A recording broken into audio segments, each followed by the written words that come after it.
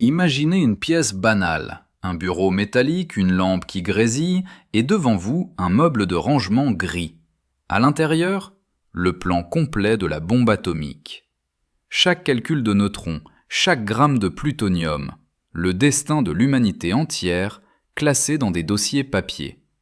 On nous a toujours dit que les secrets d'État étaient protégés par des forteresses impénétrables, des codes indéchiffrables et une vigilance de fer. Oubliez tout ça. En 1943, à Los Alamos, le projet le plus secret de l'histoire américaine était protégé par des cadenas à $2 que vous pourriez acheter dans une quincaillerie de quartier. Et l'homme qui allait le prouver n'était pas un espion soviétique, mais un jeune physicien de 25 ans avec un sens de l'humour dévastateur, Richard Feynman. Vous vous demandez sûrement, comment est-ce possible ?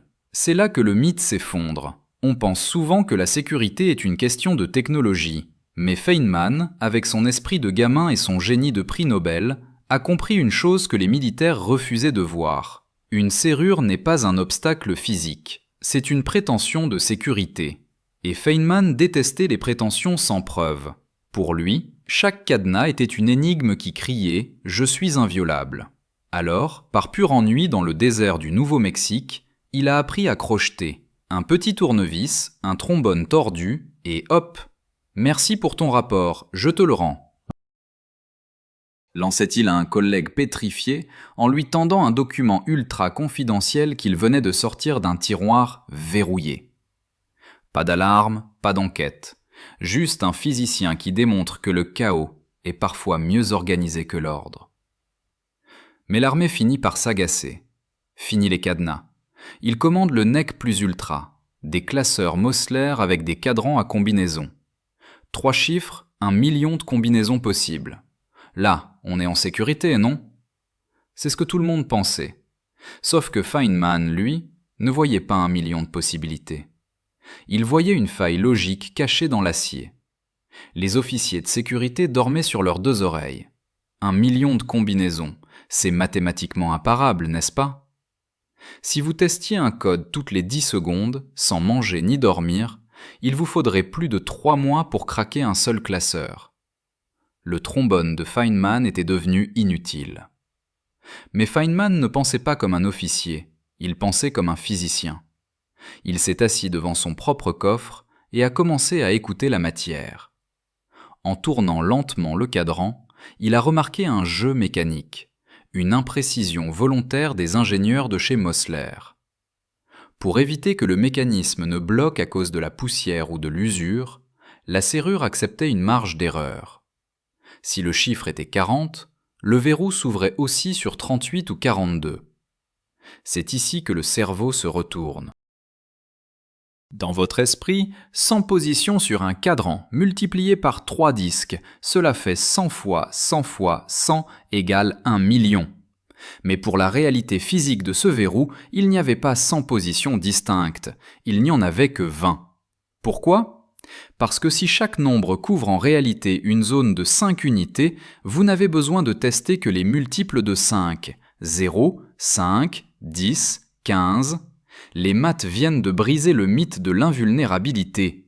Le calcul change radicalement. 20 fois 20 fois 20 égale 8000. 8000 combinaisons, ce n'est plus une vie entière de travail, c'est une grosse journée de boulot pour un homme patient. Mais Feynman n'était pas seulement patient, il était élégant. Il cherchait la beauté dans la mécanique quantique, alors pourquoi se contenter de la force brute ? Il a observé ses collègues. Toute la journée, les savants laissaient leurs classeurs grands ouverts pour travailler. Feynman a réalisé qu'en tripotant le cadran d'un coffre déjà ouvert, il pouvait sentir le mécanisme s'enclencher et découvrir les 2 derniers chiffres de la combinaison sans même forcer. En 20 minutes de discussion technique sur la fission, il repartait avec 2/3 du secret dans sa poche, sans que son interlocuteur n'ait remarqué que ses mains dansaient sur le cadran. Imaginez Feynman déambulant dans les couloirs de Los Alamos. Il ne ressemble pas à un espion, il ressemble à un ami. Sa véritable force n'était pas dans ses doigts, mais dans sa compréhension de la psychologie humaine. Il s'était bâti un catalogue mental, chaque nom associé à une suite de chiffres glanés lors d'une simple conversation. C'est ici que l'analogie du quotidien frappe fort. La sécurité, C'est souvent une porte blindée installée sur une cabane en carton. On se focalise sur la serrure parce qu'elle est visible, en ignorant que le mur autour est fait d'habitude et de négligence. Quand un collègue paniqué frappait à sa porte « Richard, je suis enfermé dehors, aide-moi !» Feynman entrait en scène. Il demandait le silence, fermait la porte et faisait attendre son public. Il aurait pu ouvrir le coffre en 10 secondes, mais il attendait 20 minutes. Pourquoi ? Parce que si c'est facile, les gens pensent que ce n'est pas réellement sécurisé. Pour être crédible aux yeux des autres, il faut de la sueur et du temps. Il créait du théâtre pour masquer la simplicité de la faille. C'est le paradoxe de l'expert. On ne vous admire pas pour ce que vous faites, mais pour l'effort colossal que les gens imaginent nécessaire pour y parvenir. Mais la démystification la plus brutale fut celle des réglages d'usine. Feynman a découvert le code par défaut des classeurs Mosler, celui réglé par le fabricant. Il l'a testé sur chaque coffre qu'il croisait. Résultat, 1 sur 5 s'ouvrait instantanément. 1 sur 5. Des génies capables de calculer la fission nucléaire étaient incapables de changer un code d'usine. C'est le même biais cognitif qui nous fait utiliser 1, 2, 3, 4, 5, 6 ou mettre une majuscule au début de notre mot de passe aujourd'hui. L'humain cherche toujours le chemin de moindre résistance, même quand il manipule les secrets de la fin du monde. Pourtant, au milieu de ces farces, la vie de Feynman était une équation brisée. Tandis qu'il jouait avec les cadrans, sa femme Arlène mourait de la tuberculose à Albuquerque. Chaque week-end, il parcourait des centaines de kilomètres pour voir la personne qu'il aimait le plus se dissoudre lentement. La science lui offrait le contrôle sur l'atome, mais le laissait désarmé face à la biologie. Ce contraste est le cœur de notre existence. Nous pouvons craquer les codes de l'univers, mais nous restons des passagers impuissants face au temps qui s'écoule. C'est dans ce vide entre le génie et l'impuissance que se niche la véritable beauté du réel. Après la guerre, Feynman revient à Los Alamos. Il a besoin d'un document urgent, mais nous sommes le week-end et la bibliothèque est verrouillée. Il se rend alors dans le bureau de Friedrich de Hofmann, un collègue qui possède des copies de chaque dossier du projet Manhattan. 9 classeurs Mosler l'attendent. 9 forteresses d'acier. Feynman s'approche. Il essaie les codes d'usine. Rien. Il essaie les astuces habituelles. Échec. De Hofmann est un homme méticuleux. Il a changé ses combinaisons. C'est à ce moment précis que Feynman cesse de réfléchir comme un serrurier pour devenir un profileur. Il ne regarde plus le cadran, il regarde l'esprit de l'homme qui l'a réglé. Sur un bureau voisin, il remarque une note griffonnée. Pi égale 3,14159. Est-ce le code ? Feynman secoue la tête. Trop évident. Un physicien de la trempe de Hofmann n'utiliserait pas la constante que tout le monde connaît. Il utiliserait la constante élégante, celle que les mathématiciens préfèrent, le nombre d'Euler, E. Il tape les 6 premières décimales. 27, 18, 28, clic. Le premier tiroir s'ouvre. Le deuxième, même code. Le troisième, encore lui. Les 9 classeurs, contenant les plans de l'arme la plus terrifiante du siècle, reposaient derrière 6 chiffres d'une constante mathématique. C'est là que le scénario prend un tournant hitchcockien. Feynman, fidèle à lui-même, décide de faire une blague. Il laisse des petits mots dans les tiroirs. Encore le même gars. Quel petit malin. Et signe le dernier de son nom. Mais nous sommes à l'aube de la guerre froide. La paranoïa est devenue l'air qu'on respire. Quand De Hofmann découvre les notes, il ne rit pas. Il s'effondre. Il croit qu'un agent infiltré a tout volé. Et voici le retournement de cerveau.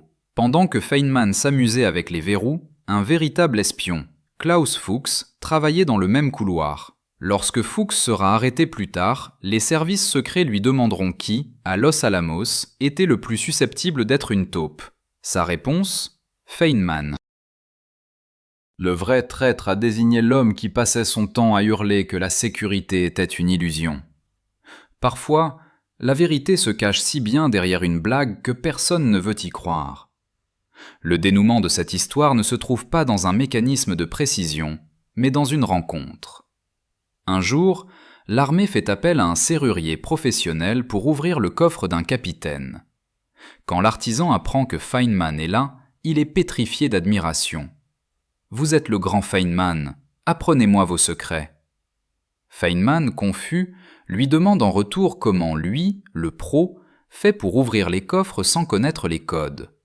La réponse : je ne les ouvre pas. J'utilise le code d'usine et je fais semblant de percer pour justifier ma facture. Deux légendes bâties sur le même mensonge. Le monde croyait à la magie technique alors qu'il s'agissait de psychologie humaine. Feynman n'a jamais battu les coffres forts. Il a battu l'arrogance de ceux qui pensaient que l'acier suffisait à protéger l'esprit. C'est le grand paradoxe que nous vivons encore aujourd'hui. Nous créons des systèmes d'une complexité infinie. Cryptographie, intelligence artificielle, physique nucléaire, mais la faille reste toujours la même. C'est l'humain qui choisit 1234. C'est l'humain qui oublie. C'est l'humain qui a peur. Feynman a passé sa vie à chercher la faille, non par malveillance, mais par amour de la vérité. Il savait que le réel est infiniment plus beau quand on cesse de croire aux illusions de sécurité. À Los Alamos, il a ouvert les secrets de l'Apocalypse avec un simple trombone et une question. Quel genre d'homme a réglé ce cadran ? Mais au fond de lui, il portait une blessure qu'aucun code ne pouvait guérir. Sa femme, Arlene, était partie. Et même le génie qui avait compris comment les électrons dansent ne pouvait pas déchiffrer le mystère de la mort. La leçon de Feynman, c'est que la réalité n'a pas de cadenas. Elle n'a que des lois que nous n'avons pas encore pris le temps d'observer avec assez d'attention. Le monde est une énigme ouverte, un classeur Mosler dont nous possédons tous, potentiellement, la combinaison, si nous acceptons de regarder